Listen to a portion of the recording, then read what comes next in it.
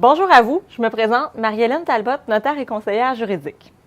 Aujourd'hui, ma capsule s'adresse aux gens qui ont une société par action ou mieux connue sous le nom de compagnie. On vous a sûrement déjà demandé votre livre de société, qui est aussi appelé livre de compagnie ou livre des minutes. Pour ceux qui ne savent pas ce que c'est, ça ressemble à ça, un livre de société. Alors voilà.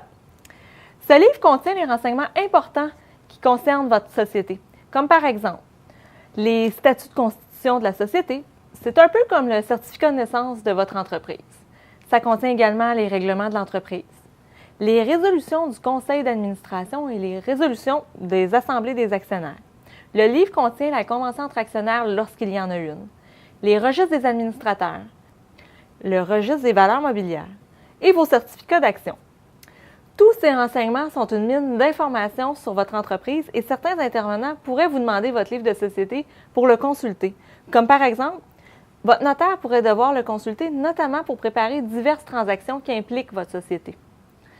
Votre comptable pourrait en avoir besoin, votre banquier pourrait certainement en avoir besoin et les autorités fiscales pourraient l'éplucher en cas de vérification fiscale. Souvent, les délais pour produire le livre à ces intervenants est court et il est donc important de vous assurer que votre livre de société soit complet et qu'il soit mis à jour au moins annuellement. De cette manière, vous ne serez pas pris au dépourvu lorsqu'on vous le demandera. Un bon moyen de le conserver à jour est de le faire réviser par votre notaire annuellement lorsque vous recevez vos états financiers préparés par votre comptable. Votre notaire pourra préparer vos résolutions annuelles et il pourra préparer les résolutions par lesquelles vous déclarez vos dividendes lorsqu'il y en a. Le notaire pourra, par la même occasion, vérifier s'il y a d'autres modifications dans votre entreprise qui exigent des modifications dans votre livre de société, comme par exemple des changements au niveau des administrateurs, des changements au niveau des dirigeants, des ventes d'actions, des modifications au niveau de l'actionnariat, l'achat d'un immeuble.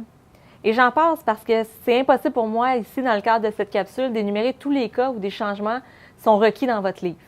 Il est donc important de voir à ce que ces changements soient consignés dans votre livre de société et votre notaire pourra s'assurer que ce soit fait selon les règles de l'art. Alors, pour des conseils ou si vous avez des questions en lien avec votre livre de société, n'hésitez pas à consulter votre notaire.